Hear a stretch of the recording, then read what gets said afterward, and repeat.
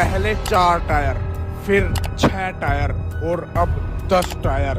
रोहित देसवाल का 1 in world New Holland 3630 4x10 tractor. जी हाँ दोस्तों, इस ट्रैक्टर में पहले 4 टायर जो कि कंपनी से लगे हुए आए थे, फिर रोहित देसवाल ने इसे खतरनाक मॉडिफाइड किया, इसमें आगे 4 टायर और पीछे 2 यानी कि 6 टायर लगा दिए। उसके बाद अब ये ट्रैक्टर 1 इन वर्ल्ड होने जा रहा है दोस्तों। इसमें लगेंगे 6 टायर आगे लगेंगे और 2 टायर पीछे, जो कि पीछे वाले दोनों ही टायर 710 नंबर होने वाले हैं। इस ट्रैक्टर से ऊपर कोई भी ट्रैक्टर नहीं होगा। इसकी फाइनल लुक आपको दिखाऊंगा, लेकिन उससे पहले जिन जिन बंदों ने हमारे चैनल पहले सब्सक्राइब किए थे उनके नाम संजीव, प्रमोद, लक्की, आनंद।